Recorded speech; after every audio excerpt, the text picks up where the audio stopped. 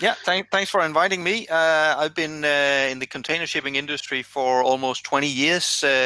Started out in Maersk Line, and for the past decade, I've had my own analytical consultancy. Spent most of my time looking at what is happening in the container shipping sector across shipping lines, ports, terminals, cargo owners, trying to make sense of what seems senseless at times to understand why people are doing what they do. And of course, the aim of that is to have a reasonable idea of what is going to happen. And especially the last couple of months, that has been a very interesting exercise, making sense of how the industry is being impacted by the pandemic. But more interestingly, how is this going to play out over the next 12 to 24 months? Absolutely. I guess maybe we can start in the short term and how you foresee things. I know I'm an avid reader of your regular updates on LinkedIn and seeing how things are moving and changing day to day. So maybe can you speak to the near term developments in the next 1 to 2 months and kind of what you foresee in the logistics landscape? With relating to freight rates, schedule reliability, transit times, capacity, different things like this. Yeah. If you look at the near term, and let's call near term the next couple of months, right now, literally the last week and these weeks we're in now, this is where we see the largest amount of capacity reductions from the carriers. So you can see we are now at peak impact of the pandemic, at least seen from an export perspective, because we're blanking always out of the export origins. So in round numbers on Trans-Pacific, you're looking at something around 25% capacity reductions right now. On Asia, Europe, you're in excess of 30% capacity reduction. And in a bit over a week, I think the top scorer will be Asia, East Coast, South America, where you're going to see a 59% capacity reduction within a single week. This is going to only taper off slowly over the coming 1 to 2 months. And as late as yesterday, we saw Ocean Alliance come in with more blank sailings. In this case, I believe it was on the Trans-Pacific. My expectation is you're going to see a few more ad hoc blank sailings from the main carriers. And what I term peak season right now in terms of blank capacity is likely going to be extended until at least the end of June. Keep in mind, the driver of all these blank sailings is the simple fact that importers, especially in Europe, North America, and South America, are not ordering anything because the countries are under lockdown. Now, for those of you located in Europe like I am, you can see we're slowly in some countries beginning to open up again, but the emphasis is on slowly. It seems highly unlikely we're going to have a boost in import volumes anytime soon. So we're going to see more blank sailings going forward. Now, on the freight rate part, that's actually the most interesting part, not only for the next couple of months, but if I am to provoke everybody a bit, this is important for the next 10 years. Because what we're seeing here, and that's my perspective, we are seeing a fundamental shift in the way container shipping works. This is not because of the pandemic. This is something that we've been gearing up to a long time. It's just a trigger point. So if you allow me to spend a couple of minutes, I'm actually going to take you back 20 years. Because if you look at it, it seems more or less every 10 years, we have a major crisis which serves as a trigger point for a more fundamental change in how container shipping works. If you go back 20 years, we had as a trigger point first a US recession in the beginning of 2001, and then we had 9/11 and all the fallout from that. And following that, we actually had more or less a decade where container shipping started to shift. Keep in mind that before that point, you really only had niche carriers in the world. Even the largest carriers in the world were niche carriers in that either they were only in few specific geographies, they only had very specific customer bases, or they had very, very targeted value propositions for their clients. When you got into the 2000s, this became more and more commoditized. Carriers were merging and thereby breaking out of their niche roles and had to come up with a more uniform product. At the same time, most carriers went balls to the walls in terms of getting rid of a lot of customer service people, outsourcing that to service centers in places like India, Philippines, and China. And the consequence was a large amount of cargo from smaller cargo owners. Control of that was shifted over to logistics providers. So that was a whole decade of commoditization and beginning consolidation. Then you had the next big event, which of course was the financial crisis. After the financial crisis, growth rates slowed phenomenally, not because of the financial crisis, but because the wave of outsourcing was over. Not that we didn't outsource, surely we did, but everything that should be outsourced more or less had been outsourced. So the industry now had to contend with just normal economic growth and not this extra boost from the outsourcing wave. That led to a decade of fierce price wars amongst the carriers, because coming into that period, the order book was about 65% of the operated fleet, and the carriers were of a mentality, we need to grow, because that was the successful formula for 30 years before that. So you had a decade characterized by fierce price wars and carriers trying to come to grips with this new environment. Now we go through the pandemic, and what we are heading into now is a period where the carriers start to use what you can say is a new powerful position in the world. Because up until now, the container shipping market has been very fragmented. That's also what drove a lot of these pricing wars. If you have a fragmented marketplace, very high fixed costs, then you have these price wars, and it's very devastating. You can't control it. Now, de facto, because of consolidation, we have an oligopoly. You can look at it this way and say you basically have 7, 8 major global carriers. That's it. And on the East-West trades, you have 3 alliances. That is it. And if they play their cards right, I am not in any way saying that they're colluding, because you don't have to. This is just rational operation. You can now control capacity a lot better than they've ever been able to. And in the 3 months where we have been impacted by the virus, think about this. Demand has dropped in some cases now 20, 30%. The oil price have dropped 60, 70%, yet freight rates are unchanged. Freight rates are actually higher than what they were in the same period last year. This is a very, very clear example of what you can do when you have a much more consolidated industry. So that's why I say this is important, not just for the next few months. This is important for the next 10 years. We have a new competitive landscape. It hasn't been created because of the pandemic. The carriers have spent the last many years consolidating, getting to this point. But this is the first time where we see the actual effect the carriers can get out of this consolidation. This is what they have been spending 20 years to get to. Now they're reaping the benefits of it. Oh, super interesting. And so how do you think that will reflect out for SME owners, who are going to kind of bear the brunt of this in terms of raw materials and sourcing and different things like that? Well, it's always a matter of how you want to look at it, because you can choose to put the negative glasses on and say, oh my God, this is going to mean higher freight rates. That would be one way of looking at it. Another way of looking at it is, oh, this is fantastic. It's going to create more stability. And both can definitely be true at the same time. If you look back over the last 10 years, a key problem is in this industry has been a complete and utter lack of stability. If you wanted any kind of freight rate stability, good luck with that. It was not uncommon for freight rates to double one week and then drop down by 70% the next week. I mean, if you remember back to just before the complete and utter market collapse in 2016, we were at periods where quite literally you would have general rate increases announced on Asia-Europe of, say, $800, only to see that rate slide by $300 downwards per week for a couple of weeks until the carriers scrambled to push in new rate increases. I fail to see how that was in anybody's interests either. And the second thing to keep in mind, there was a study that came out by the consultant at McKinsey a bit over a year ago, basically showing that the container liner industry has been value destroying to the tune of $100 billion over the last 20 years. Wow. And not just for the SMEs, but for everyone involved in supply chain management. It is unsustainable to have a vital industry that is perennially loss-making. At some point in time, that has to stop. And it might actually appear that we are reaching that period of time now.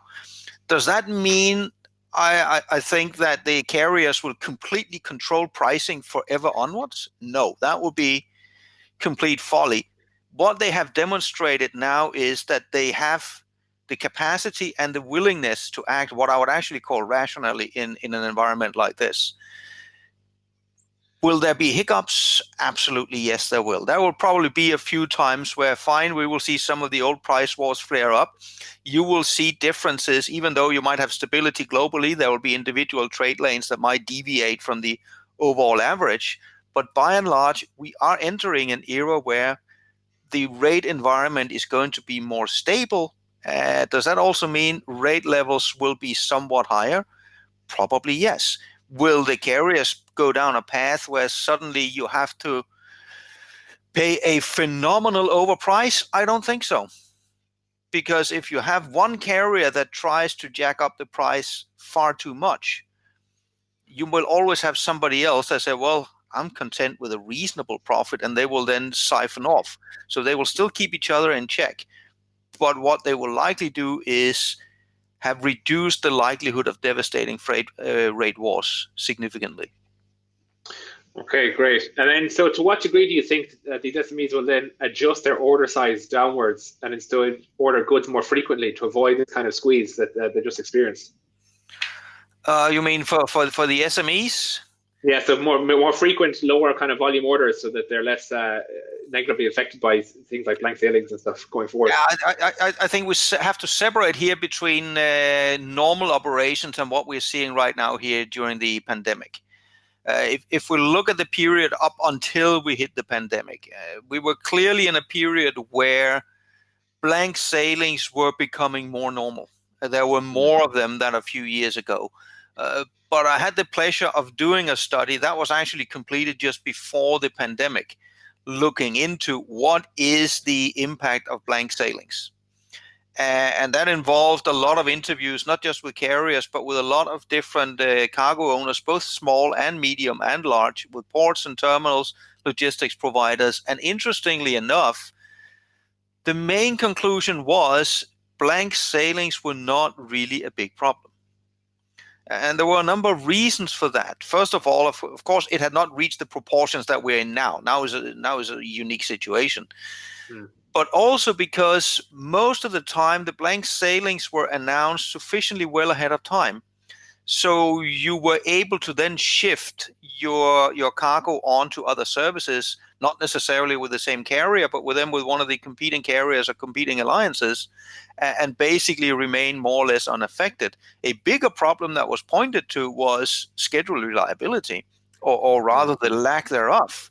That forced most cargo owners to have so much buffer in their supply chains that even though a blank sailing every now and then would also delay your cargo by a few days, that was easily absorbed because that's the buffer you needed to have anyway, because the carriers can't get their vessels to arrive on time.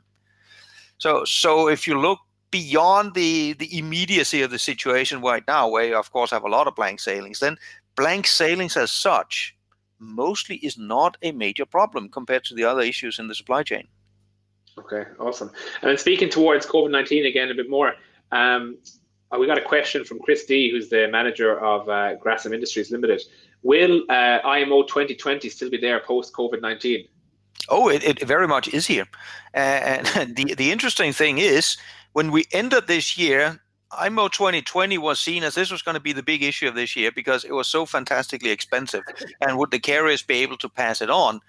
Now, several things to that. Just before the virus truly impacted China, it seemed like the carriers were actually getting fairly successful in passing through the added costs at the time. Now, keep in mind, in January, you had extremely high costs.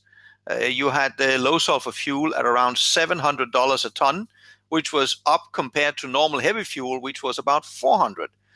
So that was a major issue.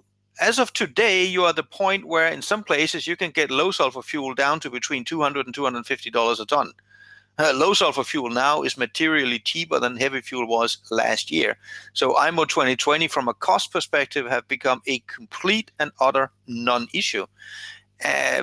Secondly, what was also interesting was the report that came out from the maritime authorities in Singapore just a few days ago, where they had been doing inspections during first quarter.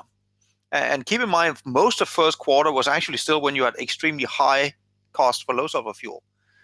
And they had inspected, I think it was 369 vessels. And out of all of those vessels, they only found 2 vessels not to be compliant with the new low sulfur rules. So from everything we see so far, IMO 2020, at least on the container shipping side, seems to be a success, as long as success is that there is compliance. And in terms of passing on the cost, there was initially actually reasonable success with that, whereas now that has been rendered a complete and utter non-issue, partly because the oil price has collapsed and because the price premium of low sulfur versus normal heavy fuel is also deteriorating rapidly. The expectation was low sulfur fuel would have an added cost of $200 per ton. Initially in the year, it was actually spiking at $300 a ton for the premium. Now, the global average is around 50. And for a few individual days, at least in the average price in the Americas, you had a few of these days where very weirdly the premium was actually slightly negative. Maybe you could speak to that somewhat in terms of what the impact of the oil price war will have on all of this, on, again, freight rates, landside costs, and different things. Maybe we can speak a bit to that. Yeah. Now, the obvious part about it is, of course, the carriers will save money. And whenever you have changes in oil price, also when you look through it historically, oil price savings tend to end up being passed on to the shippers 100%. Just like when oil prices go up, at the end of the day, that cost ends up being transferred over to the customers. That's just a time lag. So when you had the spike in oil prices in January, there was a negative cash flow effect on the carriers because shippers in January didn't really pay the full added cost for the extra fuel. They were paying on the basis of what were fuel prices in November and December. If you look at it right now in April, there's a growing voice of aggravation with a lot of shippers that they are paying very high bunker surcharges and the oil price have collapsed, and that's not fair. Again, you have the time delay. What I expect to see over the next month to 6 weeks is I expect to see freight rates go down. And the way I think about it is I think fuel surcharges and base rates, they tend to be mixed into one big bucket together anyway. So whether it's the BAF level going down or the base rate going down, doesn't really matter. Over time, this will be passed on to the customers as well. Are the carriers trying desperately to hang on to the high bunker surcharges? Of course they are, to the extent that some of them are now saying we're only going to adjust quarterly instead of monthly because that creates stability. I don't think they will be all that successful with that. So the lower oil prices at the end of the day will end up being passed through to the customers. That's good. And then a question from Praveen Dewan, the head of procurement from Big Sam's. Once the empty containers start to come back from China, do we see price normalizing? And how much time will it take for these jammed Chinese ports to start clearing these stuck-up containers? If we take the empty containers first, this is going to be a potential very, very large problem. Because the issue is when you as a carrier handle your empty equipment flow, it is a tricky thing to do because it's not just a matter of what's the imbalance between Europe and Asia. That's the easy part. But you have to go down at very specific regional levels. How many empties do you need in Tianjin versus Xiamen? How many empties do you need in Japan versus the Philippines? How much of that is dry? How much is reefer? How do you need to export your empties from the Baltics versus from Ireland and so on and so forth? The carriers spend about $10 billion a year doing this. They do it fairly efficiently, but that's because they also have a very good knowledge of what are the usual trade imbalances. Enter the pandemic right now. My view is that right now, as of this moment, nobody in the world has the slightest clue what is the trade imbalance because all the normal flow patterns are severely disrupted. You have demand dropping like a rock beyond what any models have ever shown us. So sitting down right now and having a reasonable prediction of where will your empty equipment be 4 weeks from now versus where will you need the empty equipment 8 to 12 weeks from now, that is pure guesswork as it is right now. This is going to be highly problematic, and even more so when we get to the rebound, because at some point we are going to get to a rebound. And when that happens, you are going to see there will be places around the world that usually are surplus areas with plenty of equipment that will have none.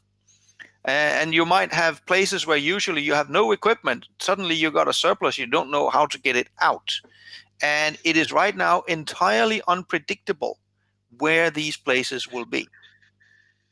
Wow. I suppose you spoke to the rebound there slightly, so maybe you can elaborate on that. What do you think will happen at this rebound and when it's likely to occur? Maybe from the perspective of shippers, Yeah. ship owners, and freight forwarders. Yeah, I mean, my view on it, and I have to stress that depending on who you ask, there are many different opinions on when this will happen. In my view, the rebound is not going to happen until early 2021 at the earliest.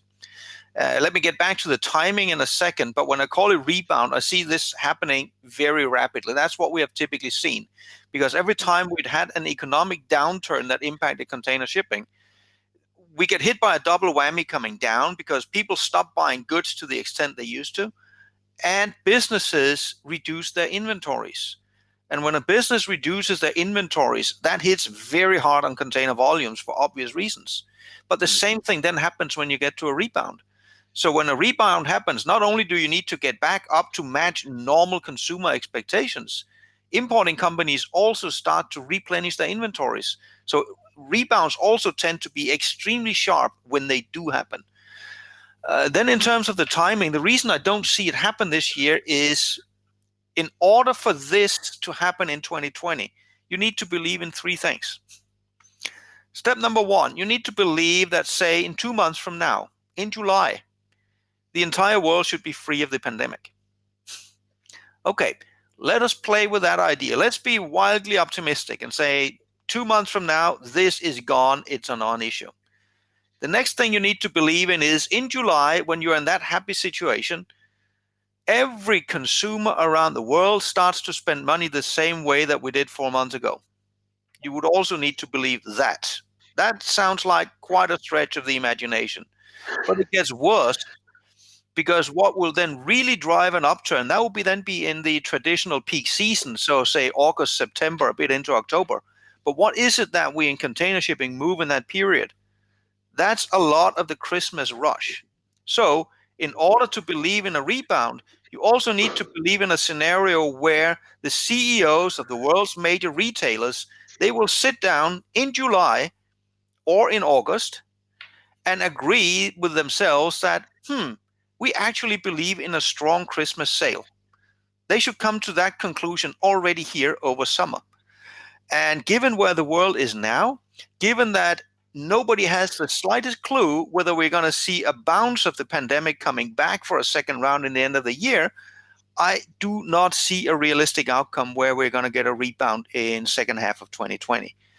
On the other hand, if we get to the end of 2020 and we either don't get a rebound of the pandemic, or if it comes, it's a lot more under control than what we see now, that will inspire confidence for 2021. And then you could see the rebound come in early 2021.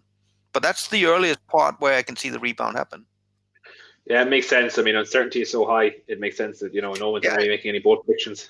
And the added part on that uncertainty I forgot to mention is, again, think of yourself as a consumer. If you sit in July and you say, okay, now the pandemic is gone, not only do you need to have a gut feel that tells you, okay, it's really gone, you also need to have a gut feel that tells you, now my job is secure. And for the tens of millions that have lost their jobs, they should be back into their jobs in July. That simply does not seem feasible. Probably not. I guess talking more towards recovery, what do you predict will happen at the bottom part of this proposed U-shaped recovery? You can say right now we are getting towards the bottom part, right? This is where we had all these sudden raft of blank sailings. As long as we are then at the bottom of the U-shaped recovery here, what I expect to see is a continuation of blank sailings. So you're going to continue more or less as is. It might not be as sharp and severe as we are seeing right now, because you have this very rapid halt in imports, and might revert back to slightly more business as usual, not at the same level, but at a stable level again. But then we should expect, as long as we are down here, we should expect to see a very, very high level of continued blank sailings. And if you look especially at the three alliances, they have clearly chosen slightly different approaches to this. where when you look at their way of behaving over the last couple of months, 2M seems to have gone down a path where their preferred way of doing this is to just cancel entire services for weeks and weeks and weeks on end. This might be then difficult in terms of which port pairs do you cover. On the other hand, it creates some operational stability. And from a customer perspective, that makes it easier.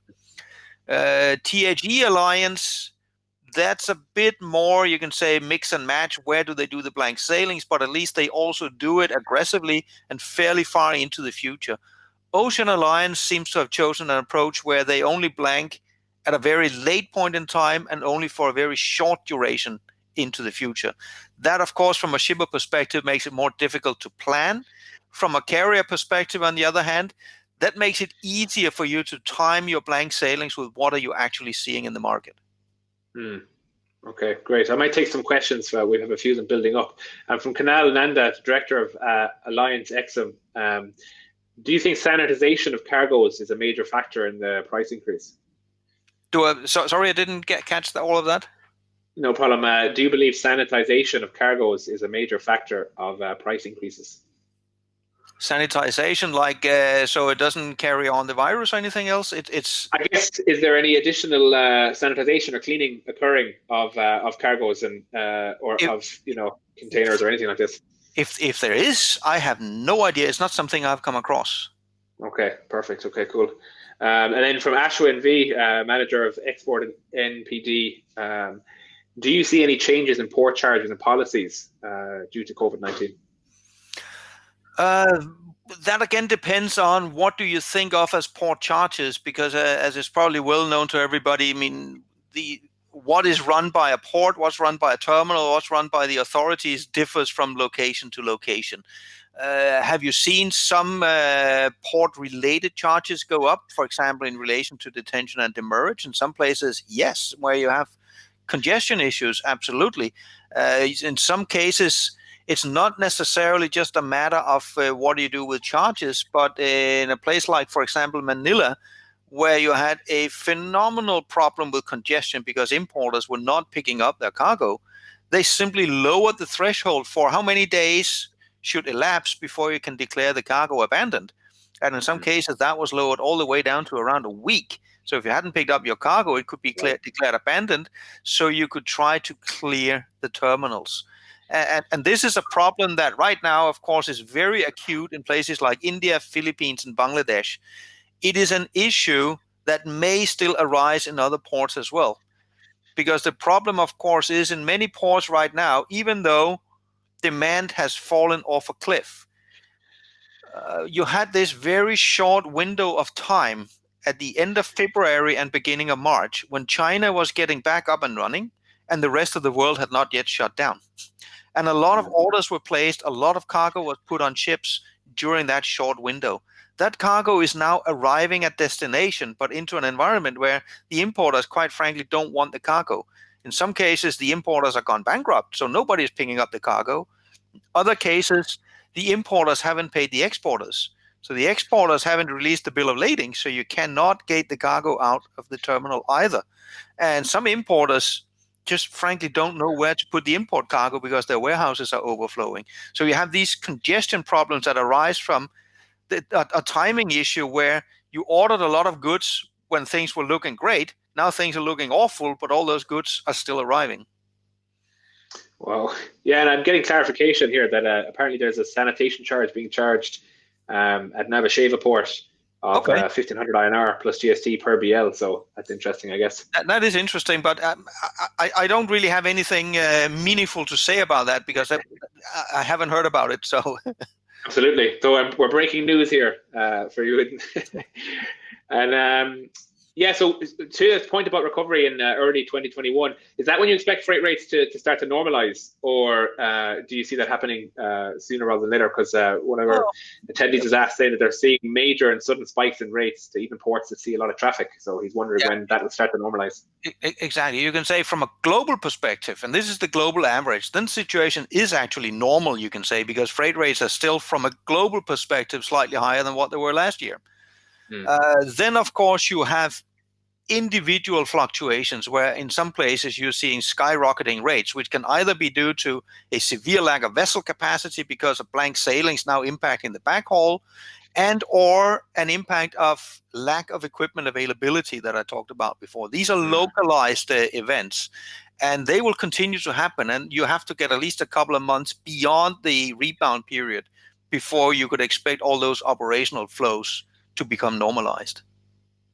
Yeah, and then I wonder, a lot of this has been tough hearing for people, I'm sure, and they say you should never let a good crisis go to waste, suggesting that adversity comes in hand with some opportunity. So I'm wondering, in this context, do you foresee any opportunity arising in the current situation for either freight forwarders, carriers, or shippers?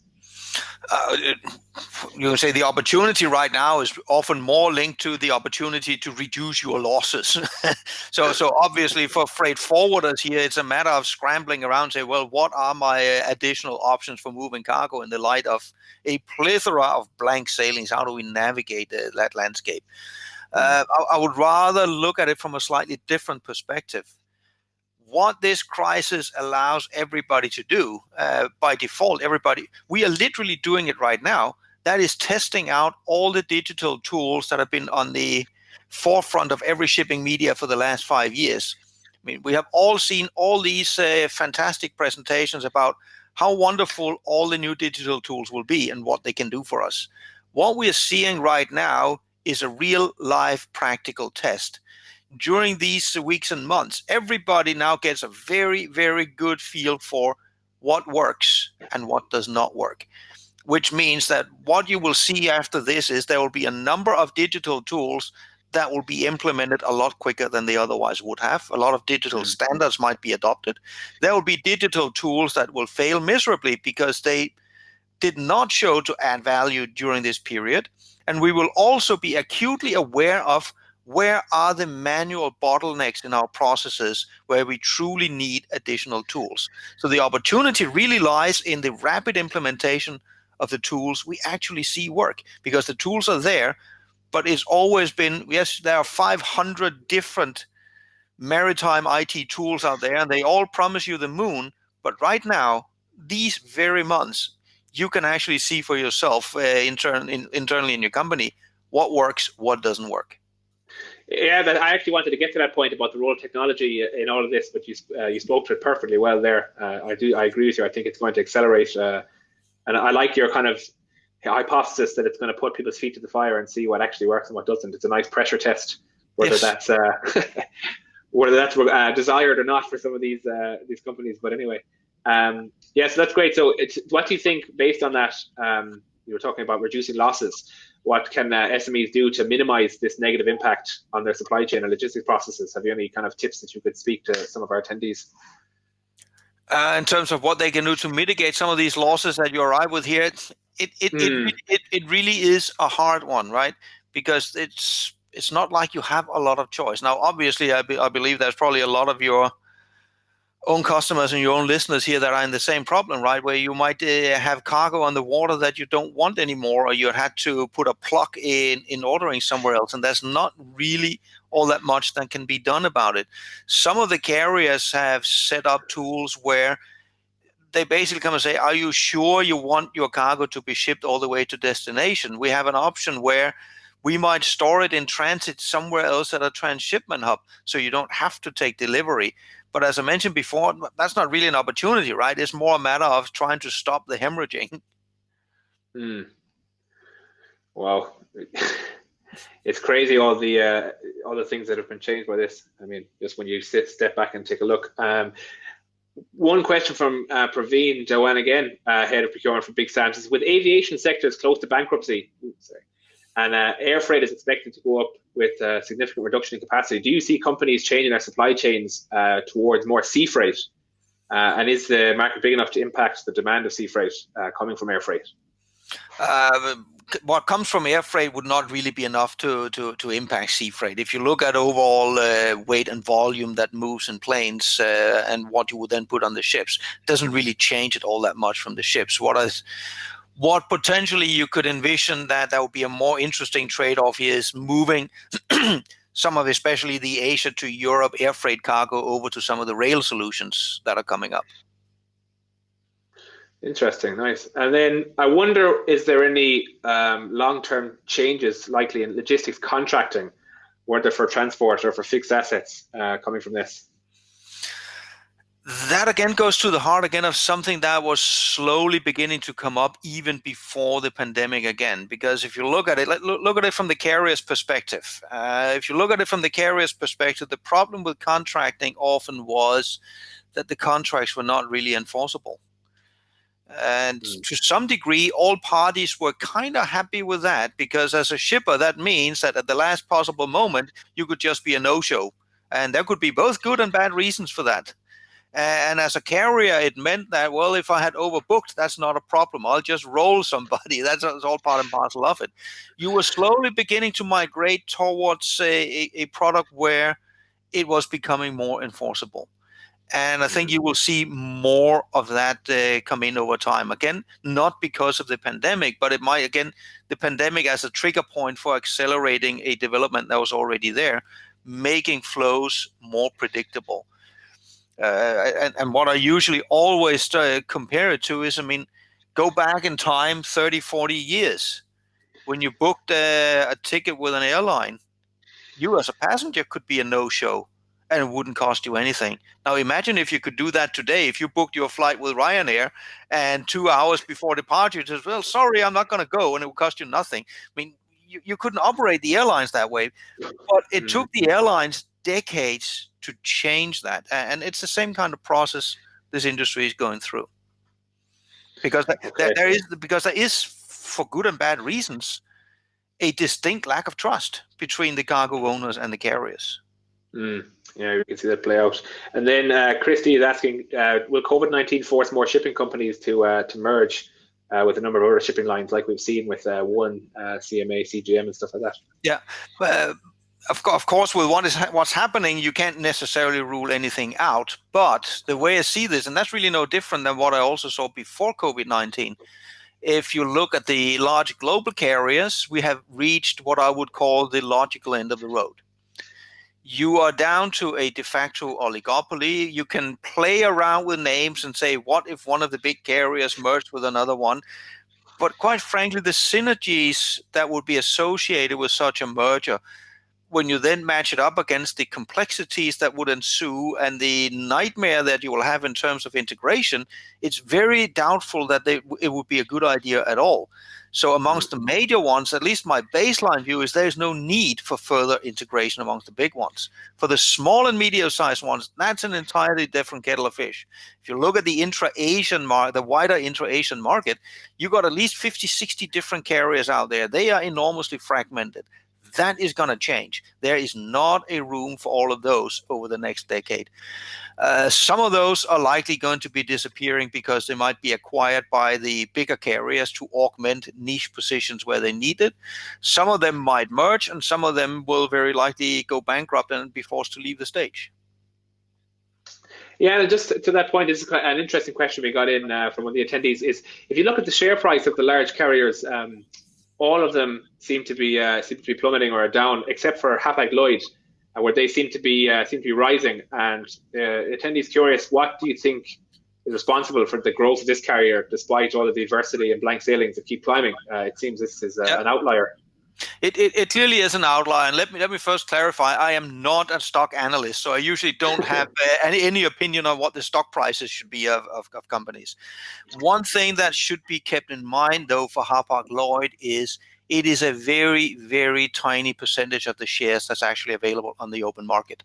The vast majority of shares, they are held by some of the Middle Eastern states that used to hold on to UASC, some of them by the previous owners of CSAV. You got the city of Hamburg sitting on a sizable part, and you got Klaus Michael Kühne sitting on a sizable part. So without being very firm on the matter, I would at least venture the hypothesis that part of the reason for that rise might be found in the fact that it's a very tiny proportion of the share that's actually out in free float. Makes sense. And I wonder, can you speak to this one more time? I know you've addressed it earlier in the webinar, but maybe some people are joining late. I've got this question a couple of times. Is again, when do you see a normalization or reduction on the freight rates post COVID-19? I know we spoke to it earlier, but I think some people have joined late, and this is a question that's kind of popping up. Yeah.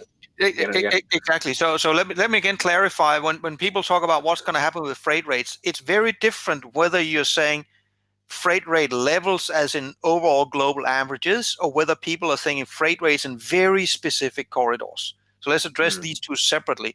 From an overall global perspective, freight rates have held firm throughout this crisis. I expect them to decline slightly here over the next few months, driven by the declines in fuel price. But that's about it. But apart from that, freight rates have actually stayed fairly normal despite the drop in demand. You will then you can find individual corridors or individual trade lanes where rates have either plummeted or they have gone through the roof. In those cases, it's down to either a lack of shipping capacity because you have a confluence of blank sailings that might all be hitting the exact same port in the exact same week, or you have this equipment mismanagement problem or mismatch problem I talked about before, where yes, the vessel might be there, but it does you absolutely no good if the equipment is not there. You will continue to see these local mismatches. They can happen very quickly, so you could see essentially a doubling of rate more or less overnight if you're unlucky, or you could see the rate plummet to half level again if you are lucky. But those are based on very localized issues. Seen from an overall perspective, rate levels are actually surprisingly stable. Okay, great. And then another question for Chris. As a shipper, how should we plan to reduce our freight costs post COVID-19? What initiatives can a shipper take to save as much as possible? Please explain in detail. So that's a big ask for you there. Yeah, it is. And I would rather go at it this way and say, when you say freight costs, the interesting thing is always to look at what is your freight cost end to end. And there are two elements to that. Okay, how much do I pay my ocean carrier? But also, how much do I pay for warehousing and storage? How much do I pay my truckers? What would happen if I can make my supply chain either a little bit faster or a little bit slower? And at least I remember some of the logistics chains I've been looking at. It was not uncommon that you had, for example, 100-day period from the point where goods were produced until they were on the shelves. And out of those 100 days, 20 days of those were on the ocean. So very often saving on your overall freight bill is not necessarily linked to how much do you save on the dollars for the actual ocean shipment. If you look at it on a full supply chain basis, then you have the usual hidden cost. And the hidden cost is, yes, I might then get a lower freight rate. That is great. But what if that lower freight rate then also means that now I'm twice as likely to be subjected to a blank sailing or a rolling? What's the value in that? All these aspects have to be taken into account. Cool. And then another question. But if I just let me add to that, that goes back to what we were talking about at the very beginning of this session. I see we're on the way into a decade again where pricing power to some degree is shifting back to the carriers. Pricing power has been for the most of the last 20 years with the shippers. I know you can certainly find shippers that would definitely dispute and say, no, the carriers are still charging too much. But if you look at the development of overall freight rates from a global perspective, they have been deflationary over 20 years. They have only gone in one direction, and that is downwards. And they've gone down faster than what can be explained by the unit cost savings from the bigger ships. And I think what we're seeing with the resolve amongst the carriers the last 3 months is that period is over. The perennial effect where all savings and more are passed on to the shippers, I think that era is coming to an end. Unfortunate. And one question, well, actually a couple of questions from Ketan Kumar, a proprietor for Regionalisation International. Will the crude oil prices reduce sea freight's rate? Yes, yes, exactly. That was what I also spoke about a little earlier. There's always a time lag. So oil prices started declining in earnest month and a half ago. which also means we should expect in May to see prices come down to reflect that. Just as oil prices, especially for low sulfur fuel, went up phenomenally in January, but that was only really reflected in bunker surcharges in February and March. So there is a time delay, and that will be passed through. Awesome. And then what will happen to demurrage and detention charges? Will there be any ability to negotiate these? That is a question that is not easily answered. Again, with the with the rollout of the pandemic, you see both things happen at the same time. You have countries where this is being enforced very rigidly by the carriers because it is a significant source of revenue. You have other places where they are waiving them or extending the deadline simply because of the gridlock you have in certain terminals that makes it impossible for everybody. And then you have force majeure clauses in other places coming in, wreaking havoc with everything. So that there is not an easy answer to that one. That really is down to local developments in the individual ports almost. Makes sense. And then in the current scenario of COVID-19, what do you foresee as the major obstacles for import and export businesses in general? For the export business right now, obviously the major bottleneck here is, do you have enough vessel capacity and do you have enough equipment? That is clearly an issue. That is followed by, you might have been used to having a direct service between the two ports with all the blank sailings. That might actually not necessarily be the case. On the import side, the problem here typically ends up, do you even have any place to take your cargo if you take delivery of it? And then we're back to what might cause some of these port congestion problems, because cargo is just not being picked up in some places. And then we're back to the digitalization agenda we spoke about. In some places, you're actually reliant on physical documents signed by people. But when people are not working from the office, or you need to go down and pick up physical documents, this becomes a major roadblock in some places and can delay everything. And those will be some of the aspects where, once we are past the rebound, that is where a lot of attention from the digitalization part will ramp up and go real fast, because it will be so obvious where is it we need additional solutions. Yeah, so that's actually what I wanted to ask you about next. Was, I know you spoke to tech companies now, and digitalization is going to be really tested, and that the ones that are really needed will come through, and the ones that turn out to not provide what they want to provide will go away. And I wonder if you could make, from your opinion, what do you predict as being emerging technologies that will come out as successful winners in this situation? I wouldn't necessarily say emerging technologies. I would more say emerging tools, and there are a number of those. Okay. The whole ability to get your freight quotes and book online and all that stuff we've been used to in the consumer market. The tools were already there prior to the pandemic, but that's going to skyrocket and become much, much more the norm. That was already accelerating. Now we're just going to get there. That's absolutely for sure. Then you are also going to see a very strong push when it comes to aspects such as bills of ladings and customs documents.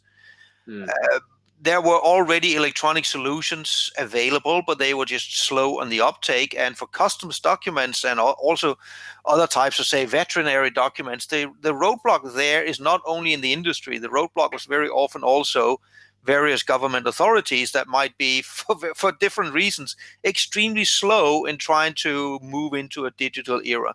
It will now also be painfully clear in many countries just how vulnerable their own infrastructure is if you don't have a workable electronic solution. So all of that is going to move fast. But the focus here is going to be on digital solutions that actually deliver the job. Nobody's going to care about which technology underlies it.